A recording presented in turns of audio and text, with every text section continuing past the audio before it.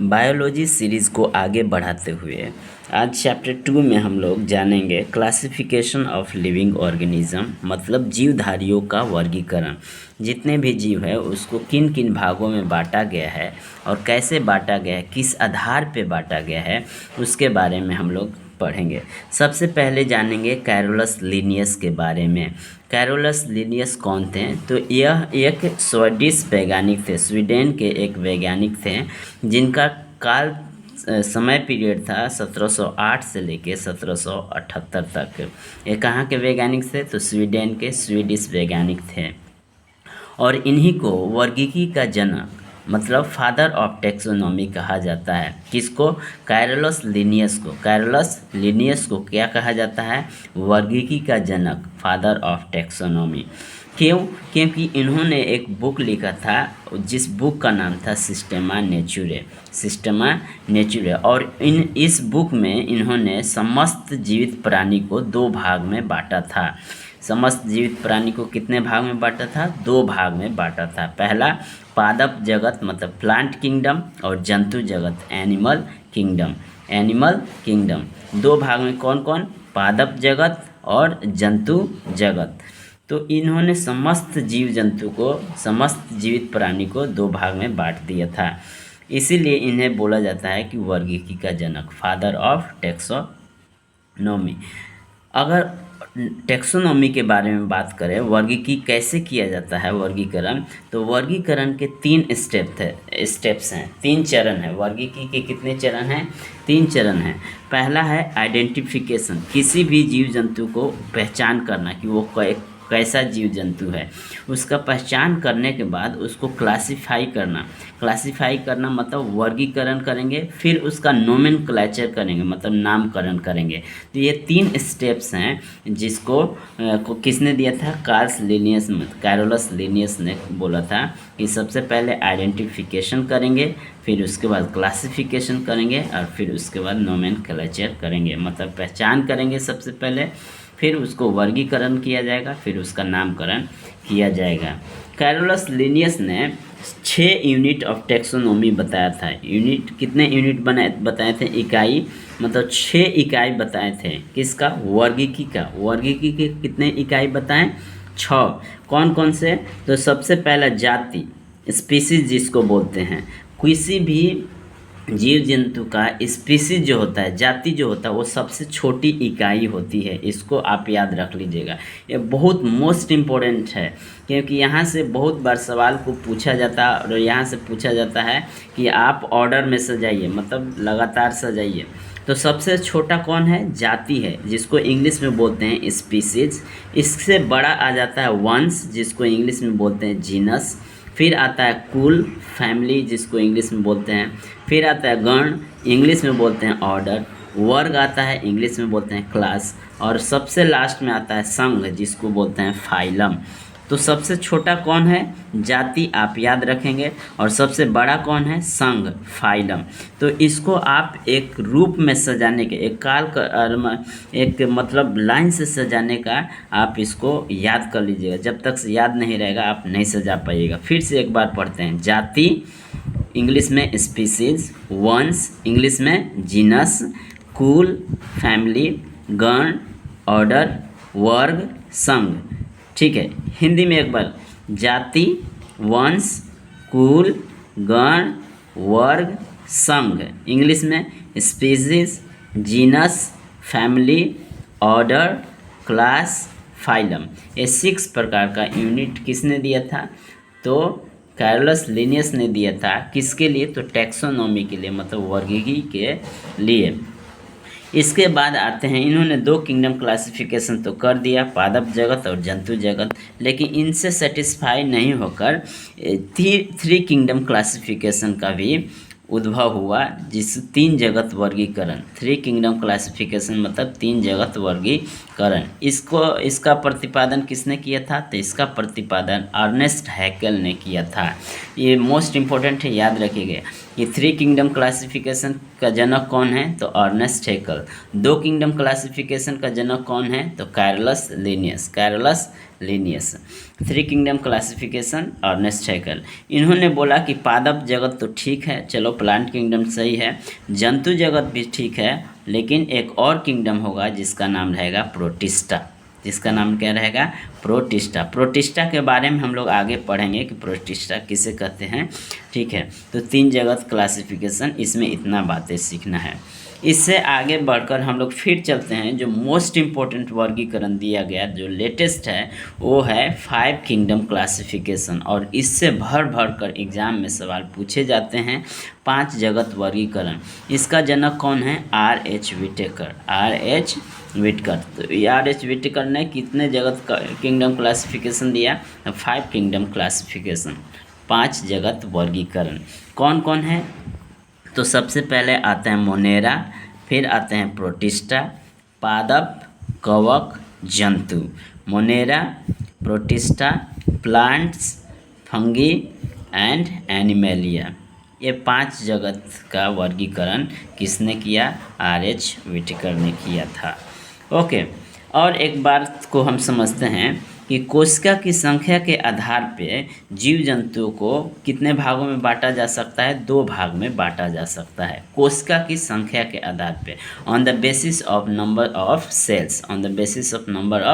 Sales, the living organism can be divided into 2। First one is unicellular organism and second one is multicellular organism. मतलब unicellular organism का मतलब होता है एक कोशिकीय जीव, और मल्टीसेल्युलर ऑर्गेनिज्म का मतलब होता है बहुकोशिकीय जीव।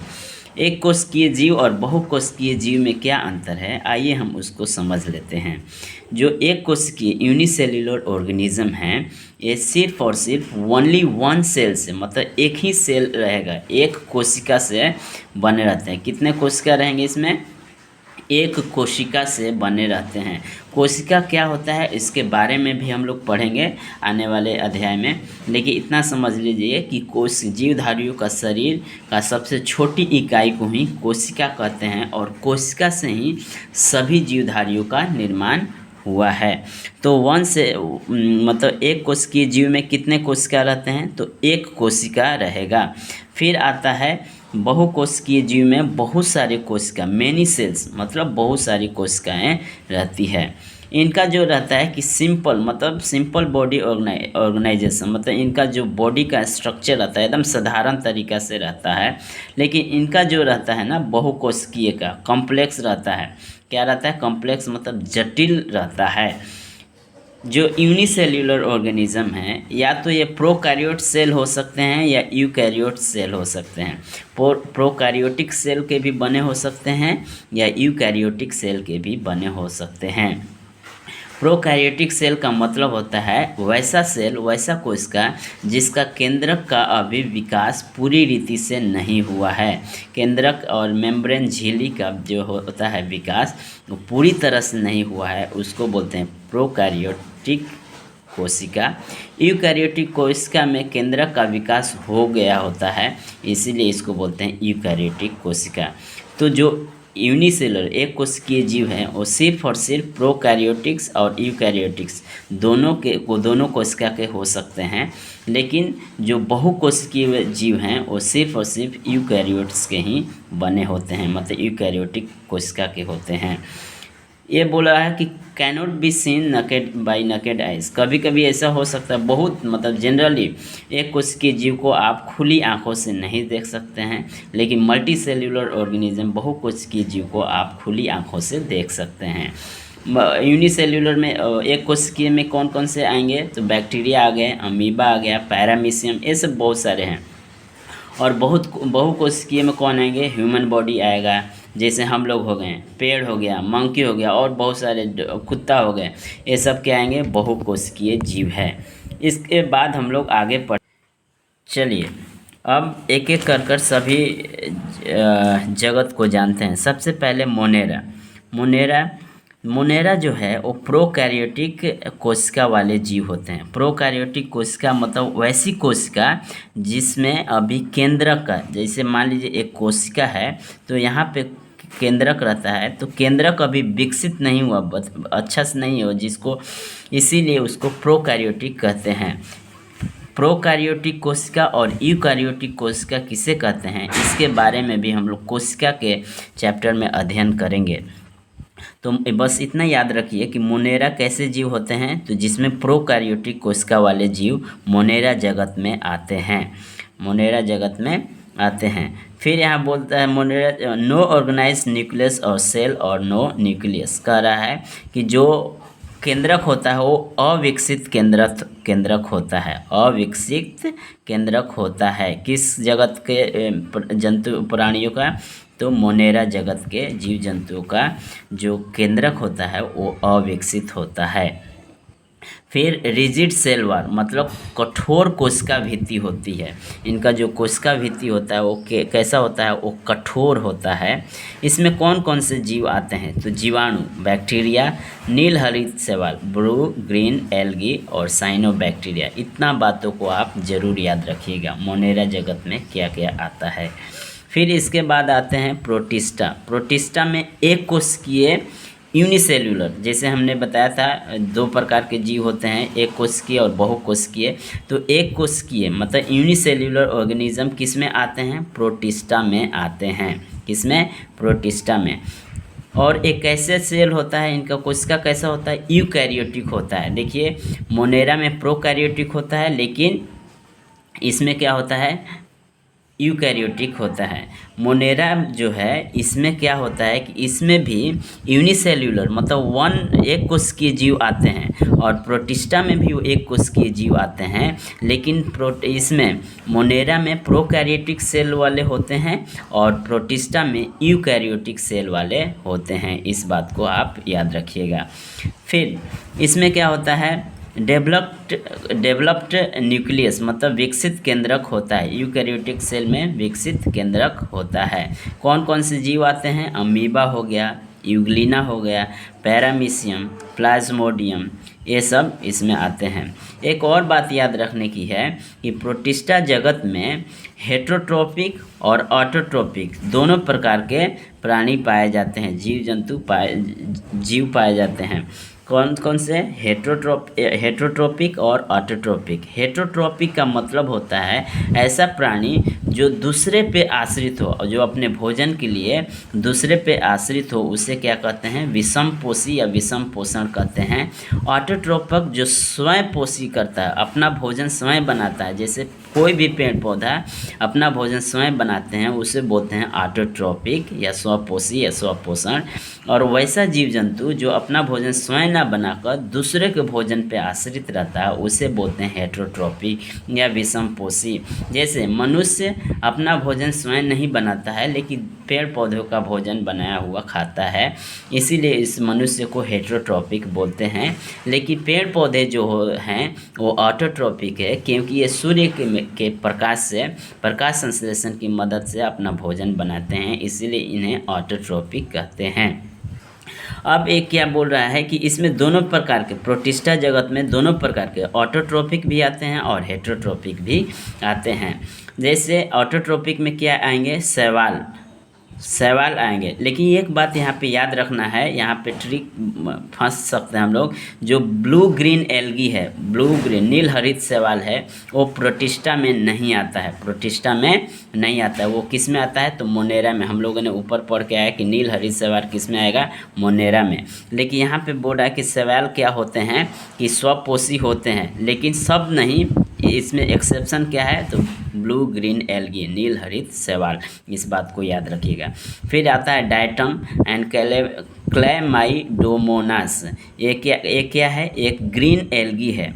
क्लेमाइडोमोनास एक क्या है, एक ग्रीन एल्गी है। ग्रीन एल्गी मतलब हरा शैवाल है। ये भी किस में आता है, स्वपोषी में आता है, मतलब ऑटोट्रोपिक में आता है। फिर हेटेरोट्रोपिक में का उदाहरण देख लेते हैं, अमीबा हो गया, यूग्लिना हो गया, और क्या होता है, प्लांट हो गए, प्लांट एनिमल। ओके, इसमें आते हैं यूग्लिना। तो यूग्लिना के प्लांट और एनिमल यहाँ इसलिए लिखा गया है कि यूग्लिना जो है ये क्या आता है, ये हेट्रोट्रोपिक भी है और ऑटोट्रोपिक भी है, मतलब विषमपोषी भी है और समपोषी भी है। ठीक है, विषमपोषी और स्वपोषी भी है, और ये प्लांट और एनिमल के बीच का कड़ी बनता है। प्लांट और एनिमल जो पादप हैं और जंतु है उनके बीच का कड़ी किसे कहते हैं, यूग्लिना को कहा जाता है। मतलब ये ब्रिज का काम करता है। ये हेट्रोट्रोपिक भी है और ऑटोट्रोपिक भी है, मतलब विषमपोषी भी है और स्वपोषी भी है। देखिए, अगर प्रोटिस्टा के बारे में बात किया जाए तो इनका लोकोमोशन मतलब गति चलना फिरना कैसे होता है, तो सीलिया और फ्लैजेला के द्वारा होता है। किसके द्वारा, वो मोस्ट इम्पोर्टेंट है, इस बात को याद रखिएगा। सीलिया और फ्लैजेला के द्वारा प्रोटिस्टा जगत के जीव जंतुओं का जो लोकोमोशन होता है वो होता है। सीलिया और फ्लैजेला क्या है, तो ये हेयर लाइक स्ट्रक्चर है, बाल की तरह संरचना को ही सीलिया और फ्लैजेला बोलते हैं। देखिए यहाँ पे ये जो छोटे छोटे बाल निकले हुए हैं इसको बोलते हैं सीलिया, और ये जो लंबा निकला हो इसको बोलते हैं फ्लैजेला। सीलिया और फ्लैजेला में थोड़ा सा अंतर क्या है, तो सीलिया छोटे छोटे होते हैं जबकि फ्लैजेला बहुत बड़े होते हैं। सीलिया बहुत ज़्यादा मात्रा में होते हैं लेकिन फ्लैजेला बहुत कम संख्या में होते हैं। ओके, नेक्स्ट में आते हैं हम कवक के बारे में। जो तीसरा हमारा जगत है वो है कवक, फंजाई या फंगी बोलते हैं इसको। जो कवक होते हैं वो मल्टी सेल्यूलर मतलब बहुकोषीय जीव होते हैं। कैसे जीव होते हैं, बहुकोषीय जीव होते हैं, और ये यूकैरियोटिक होते हैं। कैसे होते हैं, यूकैरियोटिक सेल होते हैं। और फिर इनमें एक बात याद रखनी है कि नो फोटोसिंथेसिस, किसी भी प्रकार का प्रकाश संश्लेषण इनमें नहीं होता है। प्रकाश संश्लेषण इनमें नहीं होता है। किस जगत में, कवक मतलब फंगाई में।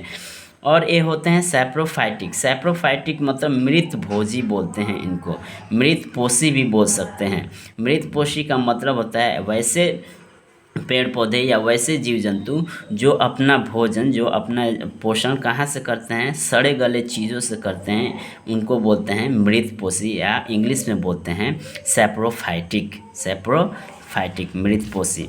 ओके, इनका सेल वॉल होता है, हाँ तो होता है, सेल वॉल होता है, कवक में सेल वॉल होता है। और कवक का सेल वॉल किसका बना होता है, तो काइटिन का बना होता है। इस बात को याद रखेंगे कि कवक जगत का जो सेल वॉल होता है वो किसका बना होता है, काइटिन का। और अगर ऐसे पेड़ पौधों का देखा जाए तो उनका किसका बना होता है, सेल्यूलोज का बना होता है। पेड़ पौधों का सेल वॉल किसका बना होता है, सेल्यूलोज का। लेकिन कवक जगत के पेड़ पौधों का सेल वॉल किसका बना होता है, काइटिन का बना होता है।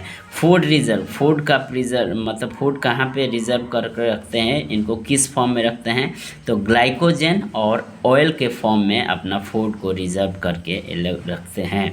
एग्जाम्पल के रूप में देखेंगे तो अगर ईस्ट आएगा, मशरूम आएगा, पेनिसिलियम और म्यूकर etc, ये सब उदाहरण को याद रखिएगा। ईस्ट, मशरूम, पेनिसिलियम और म्यूकर, ये किसके उदाहरण हैं, कवक। इसी उदाहरण से आपको पूछा जाएगा कि इनमें से कौन कवक के अंतर्गत नहीं आते हैं, इनमें से कौन मोनेरा के अंतर्गत में आते हैं, और इनमें से कौन प्रोटिस्टा के अंतर्गत में आते हैं। तो जितना भी उदाहरण है उसको हम लोग एक बार बाद में देख लेंगे।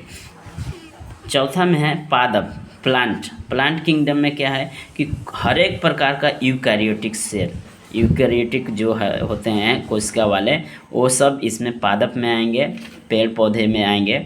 ठीक है, इनमें फोटोसिंथेसिस होता है, मतलब फोटोसिंथेसिस मतलब प्रकाश संश्लेषण की क्रिया होती है जिसकी मदद से ये अपना भोजन बनाते हैं। मल्टी सेल्यूलर ऑर्गेनिज्म होते हैं। मल्टी सेल्यूलर मैं बता दिया हूँ, बहुकोशिकीय जीव होते हैं। और ऑटोट्रोपिक होते हैं, ऑटोट्रोपिक मतलब स्वपोषी होते हैं। किस जगत के, पादप जगत के। ऑल प्लांट्स, इसमें उदाहरण में क्या आएंगे, ऑल प्लांट्स, ट्रीज आ गया, मैंगो ट्री हो गया, नीम ट्री हो गया, सब इसमें आ सकते हैं। किसमें, तो पादप में, प्लांट किंगडम में। लास्ट में आता है जंतु एनिमेलिया। एनिमेलिया में क्या क्या इसका गुण है, तो यूकैरियोटिक सेल वाले होते हैं। इनमें नो सेल वॉल मतलब जो एनिमेलिया है, जंतु है, जंतु में मालूम हम लोग सेल के चैप्टर में, कोशिका के चैप्टर में पढ़ेंगे कि किस कि जो प्लांट का कोशिका कैसे अलग है जंतु के कोशिका से। तो देखिए एक बात समझ जाते हैं, जो प्लांट का कोशिका होता है उनमें सेल वॉल होता है, कोशिका भित्ति जिसको बोलते हैं कोशिका भित्ति। तो एक कोशिका भित्ति किस में होता है? सिर्फ और सिर्फ पादप प्लांट में होता पादप पादप कोशिका में होता है। लेकिन जंतु कोशिका में कोई किसी भी प्रकार का सेल वॉल नहीं होता है, कोशिका भित्ति नहीं होता है। जो जंतु किंगडम में रहते हैं, जितने भी जीव जंतु हैं वे कैसे होते हैं? हेट्रोट्रोपिक, मतलब विषमपोषी होते हैं। वे अपना भोजन स्वयं नहीं बनाते हैं लेकिन दूसरों पे आश्रित रहते हैं। उदाहरण के रूप में हाइड्रा हो गया, tapeworm, earthworm, cockroach, starfish, birds and mammals. इस उदाहरण को आप याद रखिएगा।